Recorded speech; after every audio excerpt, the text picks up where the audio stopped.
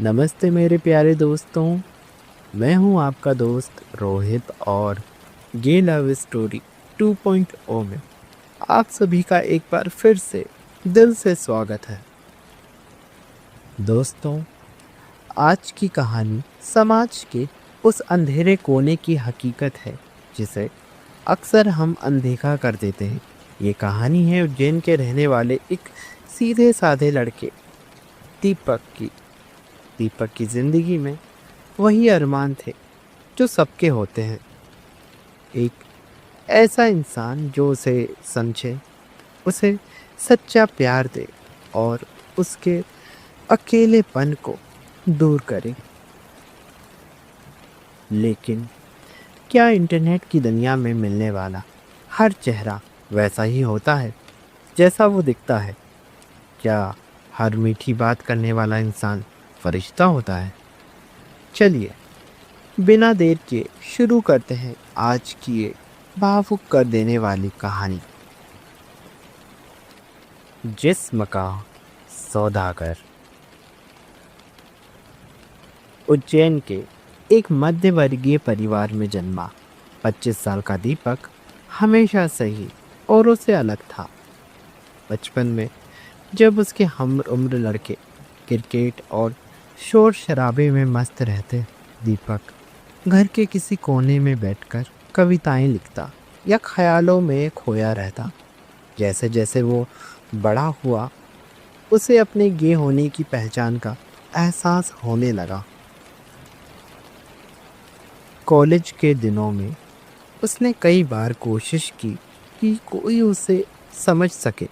वह अपने घर वालों के साथ रहता तो था, पर उनके बीच एक अनकही दीवार थी। घर वाले अक्सर उसकी शादी की बातें करते।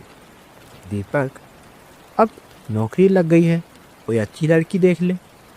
ये सुनकर दीपक का दम घुटता था। उसने कई डेटिंग ऐप्स डाउनलोड किए, रात रात घर जाकर लोगों से बातें की, लेकिन हर कोई बस एक रात के मज़े की बातें करता। दीपक थक चुका था। उसे जिस्म नहीं, एक साथी की तलाश थी। एक दिन इंस्टाग्राम पर दीपक की नज़र अर्जुन की एक पोस्ट पर पड़ी। अर्जुन दिल्ली का रहने वाला था, 28 साल का गबरू जवान, और उसकी आंखों में एक अजीब सा ठहराव था। दीपक ने उसे मैसेज किया और अर्जुन ने जिस शालीनता से उसका जवाब दिया, दीपक का दिल वहीं हार गया। वो दोनों व्हाट्सएप पर बातें करते और एक दूसरे से पूछते कि आप कैसे हो, आपका दिन कैसा गया, आपका खाना हो गया और आप क्या कर रहे हो। दीपक और अर्जुन के बीच यही बातों का सिलसिला अब वीडियो कॉल पर शुरू हो गया। एक दिन दीपक ने पूछा, अर्जुन क्या तुम्हें डर नहीं लगता? इस दुनिया में हमारे जैसे लोगों के लिए वफा मिलना बहुत मुश्किल है। अर्जुन ने गंभीर आवाज़ में जवाब दिया, डरता तो वो है दीपक जिसे सिर्फ शरीर चाहिए। मुझे तो एक ऐसा घर चाहिए जहाँ मैं शाम को सुकून से लौट सकूं। क्या तुम मेरा वो घर बनोगे?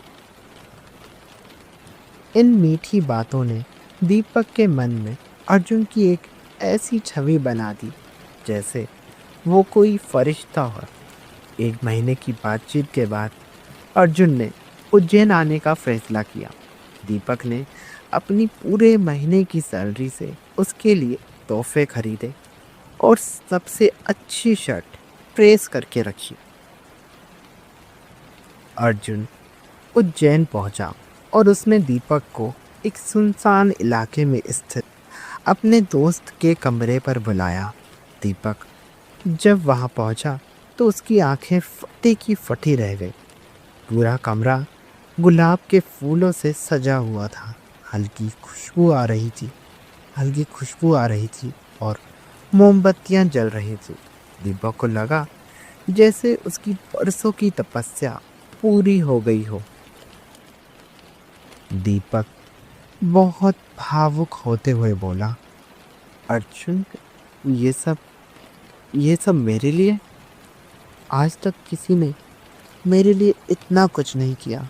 मुझे यकीन नहीं हो रहा कि कोई मुझे इतना स्पेशल फील करा सकता है।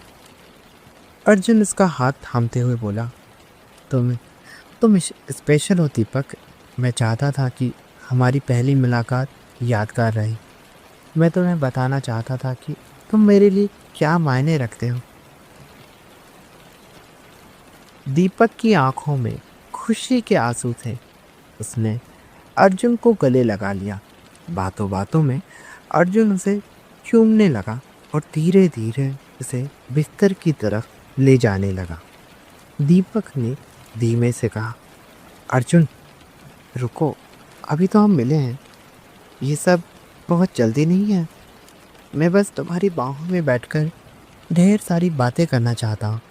अर्जुन प्यार भरी मुस्कान के साथ कहता है, बदले, ये फूल, ये माहौल सब बेकार है अगर आज हम एक ना हो। क्या तुम्हें मुझ पर अब भी शक है? मैं सिर्फ तुम्हारा हूँ। दीपक ने उन सजे हुए फूलों और अर्जुन के वादों पर यकीन कर लिया और खुद को उसके हवाले कर दिया। अभी कुछ पल ही बीते थे कि अचानक कमरे का दरवाज़ा ज़ोरदार धमाके के साथ खुला। दीपक हड़बड़ाकर उठा और उसने अपने कपड़े संभाल लिए। सामने 3-4 अजनबी लड़के खड़े थे, जिन्होंने अंदर आते ही दरवाज़ा लॉक कर दिया। दीपक कांपते हुए बोला, अर्जुन, ये सब कौन है? दरवाज़ा क्यों बंद किया इन्होंने? प्लीज़ इनसे कहो कि बाहर जाए। अर्जुन एक ठंडी और डरावनी हंसी के साथ बोलता, अरे, ये मेरे यार हैं दीपक। मैंने इन्हें बताया था कि उज्जैन का मेरा नया बॉयफ्रेंड बहुत सीधा है, तो इन्होंने कहा कि आज ये भी थोड़ा मज़ा लेना चाहते हैं। दीपक रोते हुए और हाथ जोड़कर बोला, नहीं अर्जुन, ऐसा मत करो। तुमने ये कमरा फूलों से सजाया, तुमने प्यार के वादे किए। क्या ये सब एक नाटक था? क्या यही तुम्हारा प्यार है? अर्जुन उसका चेहरा जोर से पकड़कर बोला, प्यार? अरे बेवकूफ़, प्यार जैसी कोई चीज़ नहीं होती। तूने ही तो कहा था तुझे साथी चाहिए। बोले, आज तुझे एक साथ 4-5 साथी मिलेंगे। दीपक ने चीखने की कोशिश की, पर एक दरिंदे ने उसका मुंह दबा दिया। इस कमरे की 4 दीवारों में सजे हुए फूलों के भीतर दीपक की चीखें घुट कर रह गई। अर्जुन और उसके दोस्तों ने बारी बारी से दरिंदगी की सारी हदें पार कर दी। दीपक का शरीर ही नहीं, उसका वो भरोसा भी लहूलुहान हो चुका था, जो उसने बड़ी मुश्किल से जोड़ा था। काम खत्म होने के बाद उन दरिंदों ने अधमरे दीपक को बाहर अंधेरी गली में फेंक दिया।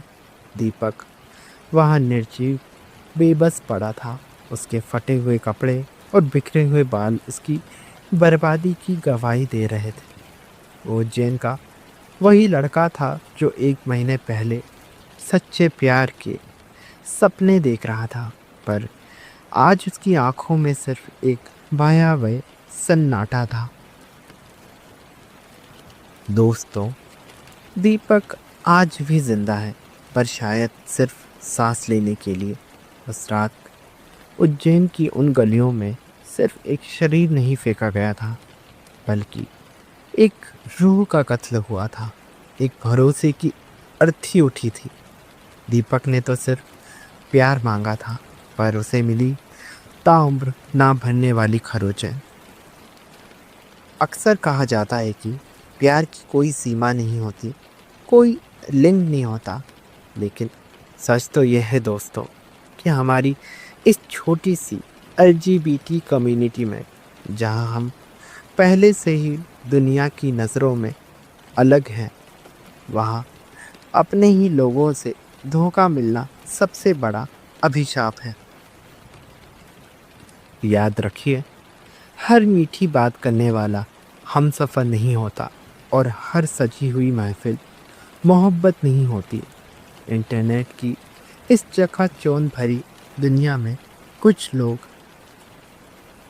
जिस्म के सौदागर बनकर घूम रहे हैं, जो आपकी भावनाओं की भूख का फ़ायदा उठाकर आपको नोच लेना चाहते हैं।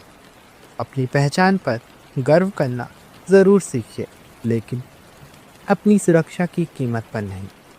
किसी पर भी आँख मूंद कर भरोसा करने से पहले याद रखिए कि आपकी जान और आपकी गरिमा किसी भी डिजिटल वादे से कहीं बढ़कर है।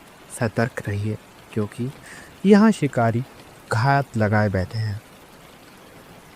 अगर आज की इस कहानी ने आपके दिल को छुआ है और आप चाहते हैं कि किसी और दीपक के साथ ऐसा ना हो, तो इस वीडियो को लाइक करें और ज़्यादा से ज़्यादा शेयर करें, ताकि जागरूकता फैले और ऐसी ही सच्ची और झकझोर देने वाली कहानियों के लिए हमारे चैनल के लव स्टोरी 2.0 को अभी सब्सक्राइब करें और बेल आइकन को ज़रूर प्रेस करें, ताकि कोई भी अपडेट मिस ना हो।